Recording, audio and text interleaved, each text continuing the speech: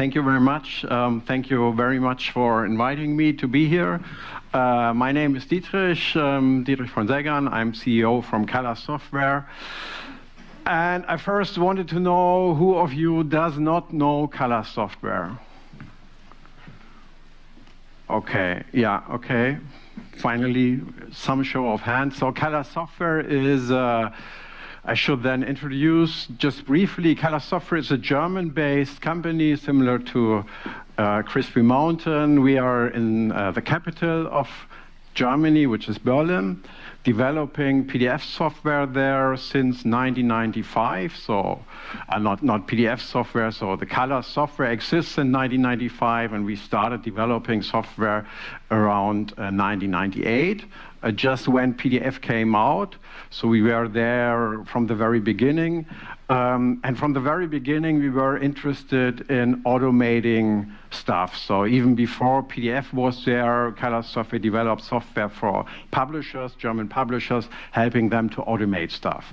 And when PDF came out, we saw, okay, this is going to be very interesting for automation. And then we started developing PDF software for the printing industry and for automation. For those who don't know Callas Software, for us, our OEM business is very important. So probably the majority of the users of our software don't know that they're actually using us because they're using a module that is integrated into something else. For instance, a pre-flight module in Adobe Acrobat is developed by us, but also a component in Foxit, in Kodak, and Xerox, and Quark. So these just a few names. We have around 75 OEM customers. So anyway, that was more to I don't know, describe and tell you why I believe I can say something with regards to PDF automation. So when I was asked, so what do you think about the future of PDF automation? I first thought, okay, what headline could I come up with? And then I thought, okay, maybe self-driving PDF is something that describes my vision on how we will deal with PDF files and pre-press production. And yes, this is all about automation, as I've said, basically, this is. I saw this slide in a recent presentation for a Kodak user event, but I mean, this is just an introduction. It basically says, as Christian just rightfully said, the top bottleneck here. These are the words here. We are having ever smaller print jobs, but an increasing amount of print jobs. So what we really need to do is automation, and it also says that automation levels, although growing, are still at around what they found, 43%. So this is research done by Keypoint Intelligence, an American-based research company. Yeah, and then just one more slide on that. So smaller print jobs, even towards personalization, and then what we need to do. Although the amount of paper has been maybe decreasing, we need to process more PDF files. And then it's not just paper, it's also like in this example, tiles, or there are new markets that are using print technology, and most of them are using PDF files. Just another slide, just to set the stage for this. This was from the same research from Keypoint Intelligence, and it basically says only we have very rare, fully automated processes. In most cases, we have a mixture of automated and manual in pre-press production. The good message is we only have one format. So we have kind of a standard. We don't have to deal with, as it was when I joined the pre-press industry, various file formats like from Quark Express at this time, or PostScript or EPS. There's just one format, PDF, that we deal with, and that obviously helps us to automate stuff because we can deal with only one file format. And just for the sake of completeness, there are a few markets like textile or customer communication where there are different formats, but we know from that industry they are very much heading towards PDF files as well. And then for the ones who know callas software, we started with doing pre-flight. So when we think about PDF automation, is this about pre-flight?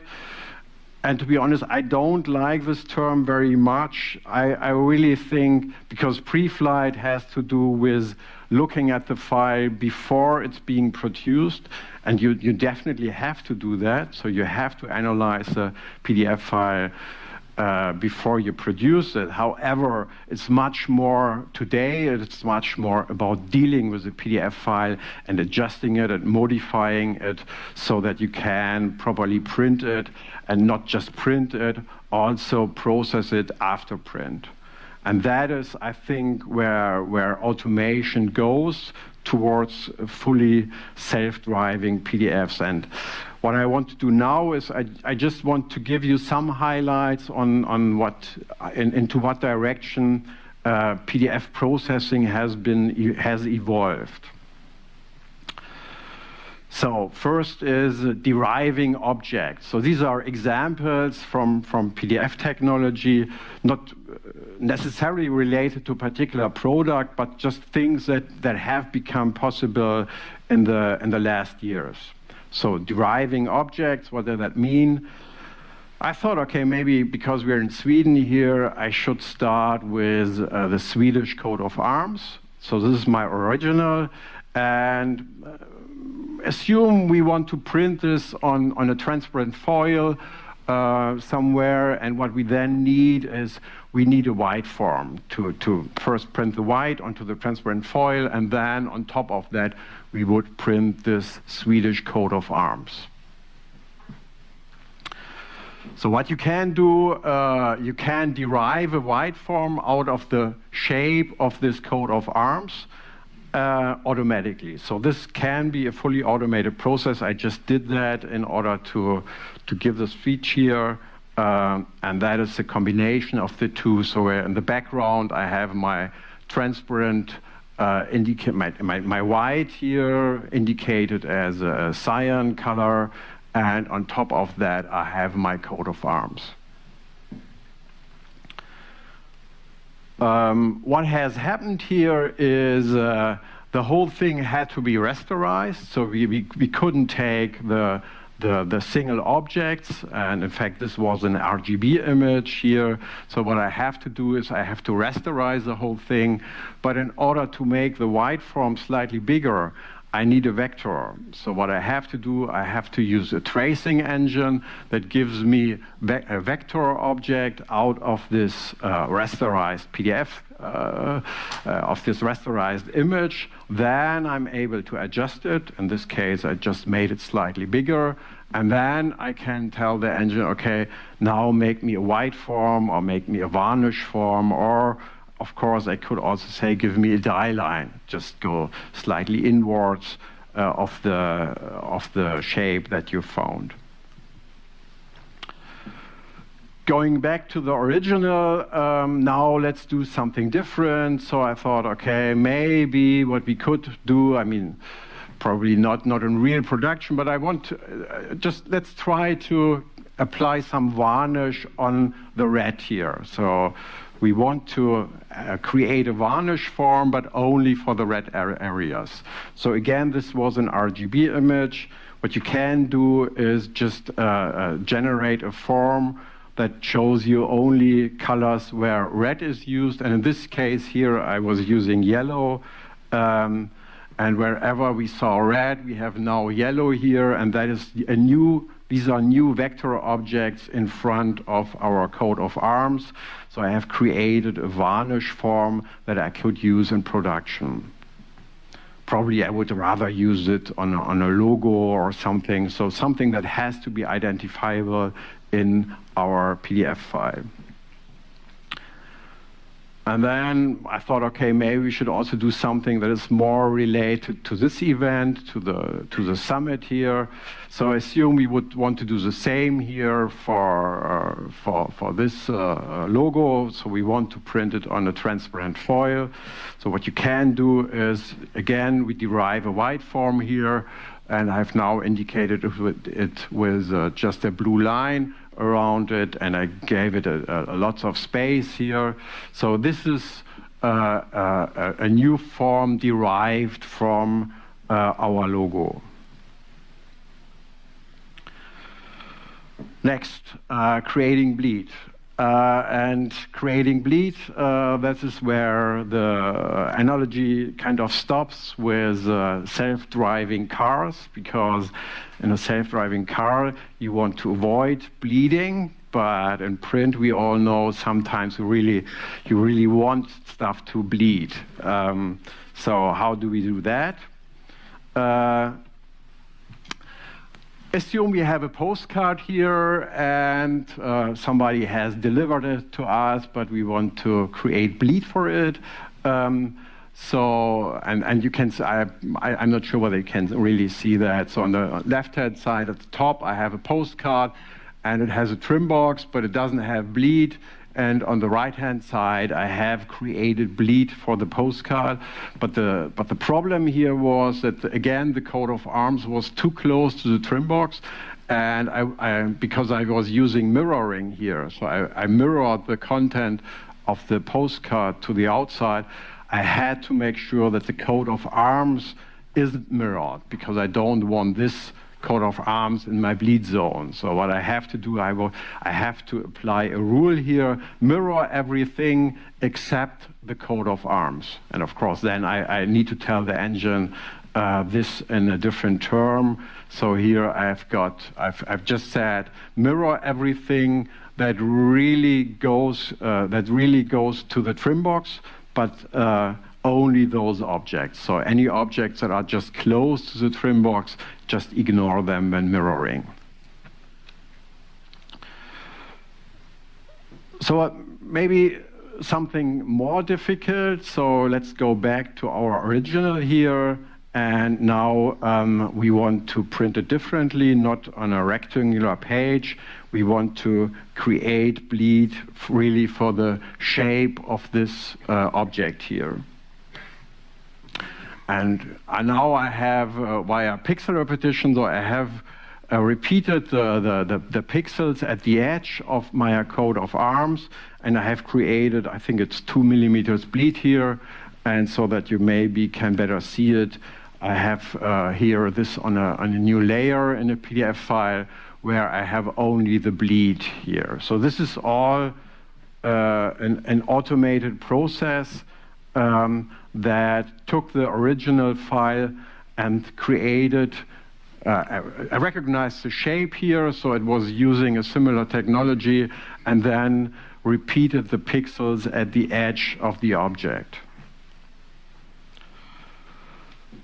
Last topic, spot color printing. So again, I was thinking, okay, what can I do with this coat of arms? A third example, assume we want to print this via tampon printing on a pen or so. So there are printing processes that can't deal with process colors, so they only can use spot colors, and then only full colors, no shades.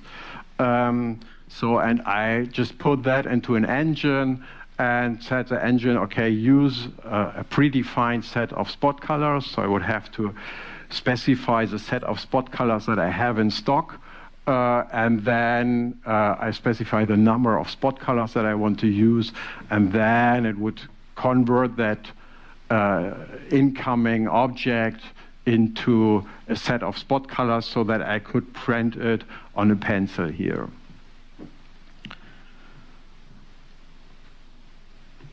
So these are all examples. Again, I mean, it's not really related to a particular product. I just wanted to introduce technologies that are available for printing production and for automation. There are similar things like rule-based imposition, so automated imposition or ganging, advanced scripting, where you can use scripts, your own scripts, in order to access a PDF file, modify it, analyze PDF objects in context, party rasterization. So there are several things that are just being developed, and software. When I joined the industry, it was really not much of automation was possible, only certain tasks. And as of today, I'd say probably everything can be automated, and if it's not yet there, it's going to be there. For us as a vendor, I can also say it has changed a lot. The way we develop stuff has changed a lot, where we previously just looked at the prepress industry and developed something that we thought, okay, this is helpful, like let's take the mirroring of pixels for a bleed. For the most interesting features, most powerful features as of today, it has to do a lot with mathematics. So for many of the new features, we rather look into what optimization algorithms exist to solve problems. And these algorithms and libraries that we then use are not developed for the prepress industry. They are developed for solving mathematical problems in general. But then vendors like us can use these algorithms to develop things for the prepress industry that haven't been possible before.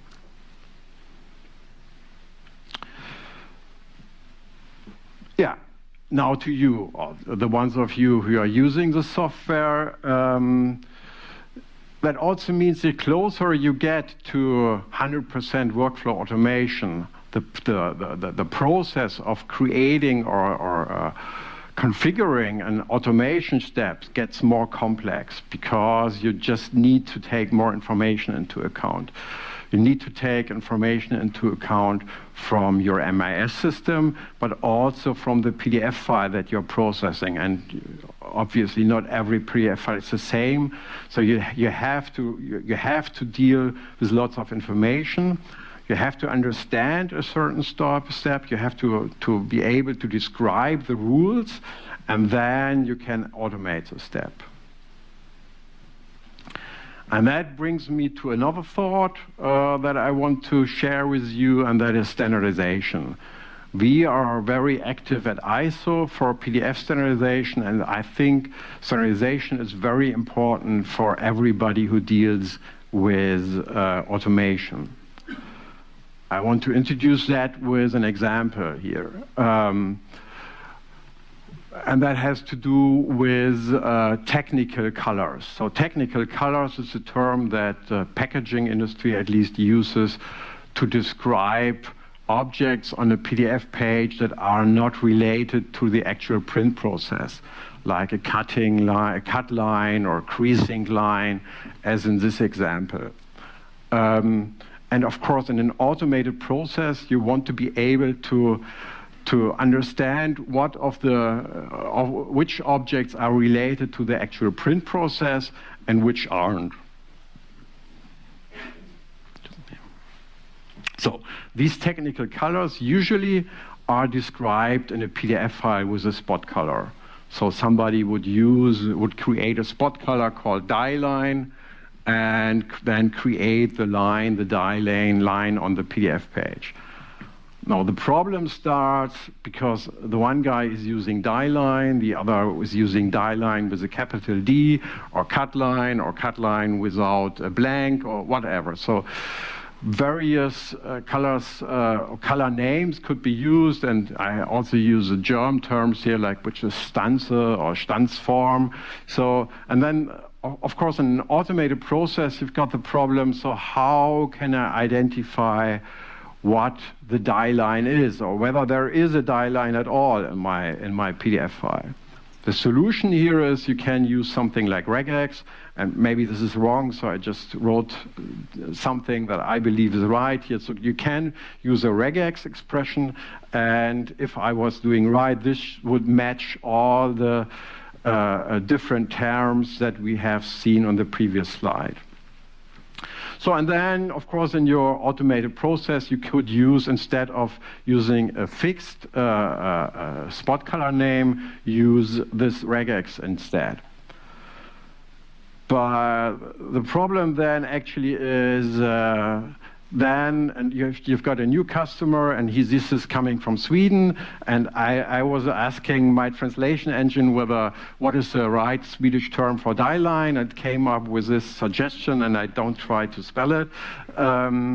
But so now I have this new customer, and he happens to use this name, and it's difficult to convince him to use something else. So what should I do now? Of course, I can adjust my regex, but I had to use that regex in various steps in my process. So when I did the color conversion, I didn't want to convert the die line, and then when I did the bleed thing, I didn't want to mirror the die line. So I had to use that regex in various instances, and now I'm having to adjust it in every step. So this is not a good thing to do.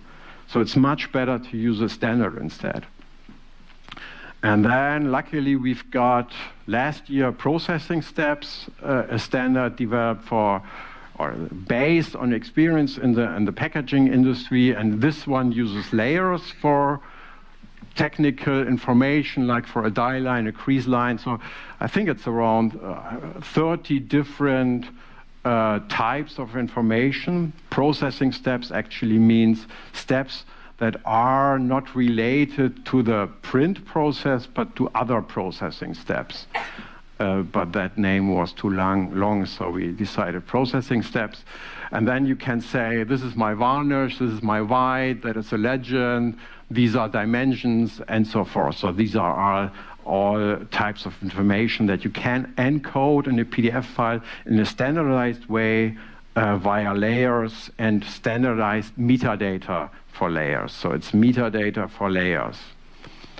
And then what you can do instead, so it's of course difficult to convince your customer now to enter processing steps, metadata, standardized metadata into the PDF file that he's sending you. But what you can do is, in the very first step of your automated process, you normalize the PDF file using processing steps. And then from then on in the workflow, you would only use standardized information.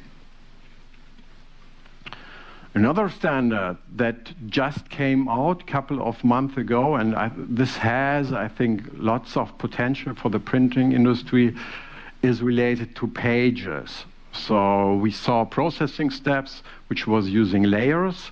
This is using pages. But again, it uses standardized metadata, and the semantics of the metadata, or the names, the keywords, and the possible values are derived from XJDF. So this is not new. It is building on what SIP4 has developed in JDF and XJDF, but it uses it and makes it possible to integrate it into a PDF file. So for instance, you could have a compound PDF file where one or the first or couple of pages are the cover, and the rest of the pages are the body. So this is the simplest example I could come up with. And then the cover would be sent to a 4-color printing process, while the body of the PDF file is sent to a single black printer. So this allows me to go with my automated workflow beyond having one PDF file for each printing process. Another standard that is not that new is PDF 2.0, but it isn't used a lot in prepress, and that allows me. I don't want to go to details here, also because of time, but it allows me to specify many more things on a page or page object level, like whether black point and compensation needs to be taken into account, or output attend profiles on the page level. So several such things. They are not very much used as of today. However, that might change or start to change in the next year, because then PDFX6 is coming out, and PDFX4, PDFX3 are used in prepress, and PDFX6 next year. And the major new thing in PDFX6 is that it builds on PDF 2.0. So this summarizes the standards processing steps using layers, print product metadata with standardized metadata for pages, and PDF 2.0 and PDFX with many more stuff. And again, I had said that before. I mean, if you say, as a printer, if you say, okay, now I need to wait until I receive that PDF files, I think this is not the right approach. You should rather think whether you could take advantage of these standards in your workflow. And if so, just make sure to use that, to just insert that data, that standardized data, into the PDF file in the beginning when PDF files enter your workflow, and then use it. And the advantage of that is that, of course, the probability that you will find devices that comply and then are able to take that data and properly process the PDF file is much higher as if you would use your own internal standard. So standards allow you to reduce the complexity that comes with automation, and it also introduces interoperability with devices. So these are my, just to summarize, we all know automation is kind of key in a world where we have decreasing job sizes and an increasing amount of PDF files. PDF or pre-flight technology has evolved in general into what I say are complex PDF automation engines. And an important thing to take into account when it comes to automation, I think it's standards, looking at standards that are available to reduce complexity. So that's what I wanted to share with you. Thanks for being here with me. Thoughts? Okay. Any questions? So obviously, I can start off then, since I started my career in Adobe, and the first thing I did was to launch PDF with John Warnock and Chuck Geschke. Yeah. And we were fighting very much with print companies to adopt the PDF technology. Many years without anyone understanding anything what we were talking about. Yeah. So would you say now that what is the general knowledge within print companies? I mean, there's a lot of things you can do. Yeah. But what is do you think there is need for training and more knowledge, or what do you think about the state of the industry? It depends. I mean, what we see is, there are, of course, printers that are looking more into what is possible and others that are not. What we see is, and Christian also said that, I mean, of course it takes time. When we come up with a new feature, I never saw that a new feature from us was used a lot before 1 year. So usually, I'm pretty sure when we come up with something, I see that in support. So it takes at least 1 year, and then it happens or it doesn't happen. But I also frequently experience that it took more, and then I don't know why. Out of a sudden, it comes from everywhere. So I'd rather think I wouldn't be pessimistic at all. I think the industry is going into the right direction. but it just takes time. But again, it's like you come up with a new feature, and then you wait 2 years, and then this, and that, and then there as well, they are using that feature. Okay, and the need for standards. You talked about the standards, which is coming, and I think a lot of what we can do is work together within the standard, as Christian was alluding to earlier as well. Okay, Ola? Any questions from the audience? Yeah, I have one last then before the coffee. You said that it's the closer you get to 100% automation, it's getting harder. Yeah. Should you aim at 100%? Is it worth the last bit or? I had a slide here. I mean, in the end, it's a business decision, of course. The closer you get, it's like with everything. The first 80% are easy, and then 20% are much more difficult to achieve. And the thing is, from the next 20%, you would again have to use 80%. And to really get to 100%, you would have to get in front towards the customer. But it's a business decision. I mean, the more time you take for manual process, the more time you should invest in automating stuff. Okay. And we learned that automate translations is not easy. And Stansform in German is Stanslinje in Swedish. Not död linje, which is dead.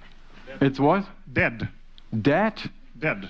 Wow, that was a good joke. Yeah. So Google translation is hard to use when you automate things. Thanks.